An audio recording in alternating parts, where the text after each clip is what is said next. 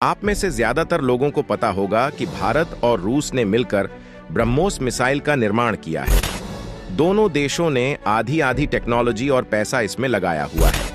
लेकिन जो बात आप में से ज्यादा लोगों को नहीं पता होगी वह यह है कि रूस ने कोई नई टेक्नोलॉजी ब्रह्मोस में नहीं दी है, बल्कि उसकी एक मिसाइल है जिसका नाम है P-800 OILX, एक सुपरसोनिक क्रूज मिसाइल है। इसी टेक्नोलॉजी को रूस ने ब्राह्मण मिसाइल में इंटीग्रेटेड करवाया है और इसीलिए भारत की ब्रह्मोस मिसाइल को रूस की इस ऑनिक्स मिसाइल की सिस्टर मिसाइल के तौर पर देखा जाता है। लेकिन हाल ही में एक ऐसी खबर सामने आई जिसे देखकर रूस और भारत दोनों को ऐसा शॉक लगा जैसे कि 440 वोल्ट का करंट शरीर में दौड़ा दिया हो। लेकिन फर्क यह था कि भारत को खुशी हुई और रूस मायूस हुआ। कैसे? दरअसल हुआ यह कि हाल ही में एक स्टडी पब्लिश की गई जिसमें यह देखा गया कि रूस, जिसके पास दुनिया में सबसे बड़ा मिसाइल का पेड़ा है, उसकी कौन सी ऐसी मिसाइल है जिसने यूक्रेन के खिलाफ सबसे शानदार परफॉर्मेंस दी है। कौन सी ऐसी मिसाइल है जिसने यूक्रेन के एयर डिफेंस सिस्टम को तोड़ने में सबसे ज्यादा कामयाबी हासिल करी है। और यह स्टडी बहुत ज्यादा लेजिटिमेसी यूरोप के अलग देशों ने आपको अलग अलग प्रकार के राडार और एयर डिफेंस दिए गए हैं जिस वजह से आप इतने कामयाब हो रहे हैं। इसीलिए उनसे भी पूछा गया कि आपने अब तक कौन कौन सी मिसाइल को करने में सबसे ज्यादा सफलता हासिल करी है।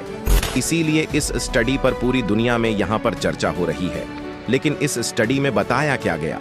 तो इसमें जो सबसे पहले और सबसे शॉकिंग बात का खुलासा ये हुआ है कि रूस की जो हाइपरसोनिक मिसाइल हैं, खास करके जो उनकी सबसे डेंजरस है किंजल हाइपरसोनिक बाण बैलिस्टिक मिसाइल, जिसे लड़ाकू विमान से फायर किया जाता है, वह यूक्रेन के एयर डिफेंस सिस्टम को तोड़ने में सबसे ज्यादा नाकामयाब हुई है। लिटरेरी इसका 25% रेट है फेल होने का। यानी कि अगर आप 100 मिसाइल फायर करेंगे तो 25 मिसाइल को बड़ी आसानी से यूक्रेन रोक रहा है। और याद रखिएगा, यूक्रेन का air defence system world class नहीं है। इन्हें पुराने एयर डिफेंस सिस्टम मिले हुए हैं। इनमें से कई तो रिटायर हो चुके थे। अमेरिकी की सेवा से उन्हें इस्तेमाल किया जा रहा है। तब जाकर उनकी हाइपरसोनिक मिसाइल, इसके बारे में कहा जाता है कि अजय हथियार होता है, इसे रोकने वाला धरती पर नहीं बना। उसकी असफलता दर 25 पर है। लेकिन रूस की 2 ऐसी मिसाइलें हैं जो इसे भी घटिया परफॉर्मेंस दे रही हैं। पहले है स्कंडर के बैलिस्टिक मिसाइल, उसकी 30 डर है, नंबर 1 पर है। कैलिबर क्रूज मिसाइल, वह 50% असफलता दर के साथ है। यानी कि आप 100 मिसाइल फायर करेंगे तो 50 को रोक लिया जाएगा। और यह बहुत ही बदतर रेट है। मैं ऐसा क्यों कह रहा हूं?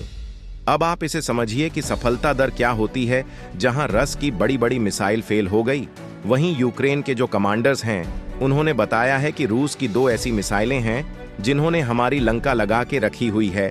पहले है स्कंडर M मिसाइल, उसकी असफलता दर आप जानते हैं कितनी है? मात्र 4 फिशर। यानी कि अगर आप 100 मिसाइल करोगे तो यूक्रेन 4 ही रोक पा रहा है, 96 टारगेट पर लैंड हो रही है। लेकिन इस पूरी रिपोर्ट में सबसे ज्यादा चर्चा हुई है ONX। जी हां, वही मिसाइल जिसकी टेक्नोलॉजी ब्रह्मोस मिसाइल को मिली है और जिस ब्रह्मोस की सिस्टर मिसाइल कहा जाता है। और आप जानकर हैरान होंगे, इस मिसाइल की असफलता दर मुश्किल से 5% है।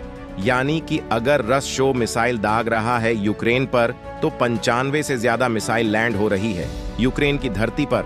और खुद यूक्रेन सेवा के कमांडर कह रहे हैं कि ऑनिक्स सबसे ज्यादा तबाही मचा रही है और हमारे जितने भी नवल एसेट्स हैं उन्हें तो इसने युद्ध की शुरुआती कुछ महीनों में ही नष्ट कर दिया था। इतना ही नहीं, अब रूस इनका इस्तेमाल जमीनी हमले में भी कर रहा है। और अगर आप स्टडी में पढ़ेंगे तो खुद यूक्रेन के सैनिक कह रहे हैं कि इसमें साहिल ने, केली ने हमारी सी को पानी पिला दिया है। ये इतनी ज्यादा इफेक्टिव साबित हो रही है और इसीलिए अब पूरी दुनिया में हेडलाइन बन रही है कि ब्रह्मोस मिसाइल कैसे रस की। हाइपरसोनिक, जो वर्ल्ड में बेस्ट मिसाइल मानी जाती है, उन्हें मिट्टी में मिल रही है। इसीलिए भारतीय सेवा इसे देखकर बहुत खुश हो रही है और खुश होना भी चाहिए।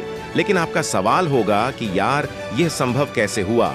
हाइपरसोनिक मिसाइल को अजय कहा जाता है, इन्हें रोकने के लिए एयर डिफेंस सिस्टम तक नहीं बना। तो फिर जो क्रूज मिसाइल है ऑनिक्स, वह हाइपरसोनिक को कैसे आउट परफॉर्म कर रही है?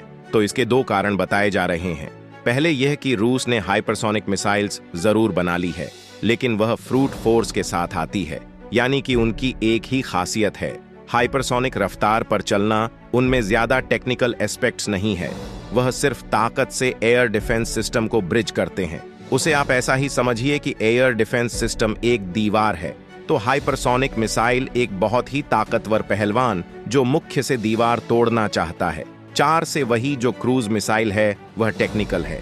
वह सबसे पहले देखी है कि दुश्मन की दीवार कैसी है, कौन सा इलाका उसका कमजोर है, और फिर वहीं पर वार करके उसे दीवार की इस ईंट से अंदर घुसकर दुश्मन को छक्का देती है।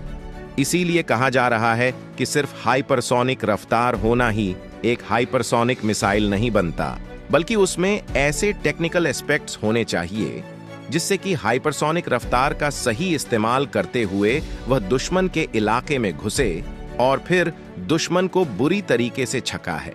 ऐसा नहीं है कि रूस को इस बात का नहीं पता।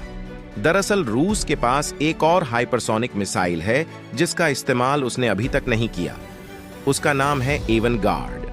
वह एक लॉन्ग रेंज की हाइपरसोनिक मिसाइल है और उसमें यह सारे टेक्निकल एस्पेक्ट्स हैं, और इसीलिए किंजल के फेलियर को देखकर वह अपनी एवनगार्ड की इन टेक्निकल चीजों को ऐड करेगा अब इन किंजल में, ताकि इनका फेलियर रेट कम हो सके। लेकिन फिलहाल तो भारत की बल्ले बल्ले है। ऑनिक्स ने युद्ध के मैदान में अपने आप को दुनिया के सामने साबित कर दिखाया है। तो दोस्तों, वीडियो में फिलहाल के लिए इतना ही, और ऐसी वीडियो नॉलेजेबल देखने के लिए हमारे चैनल को सब्सक्राइब कर लें। जय हिंद, जय भारत।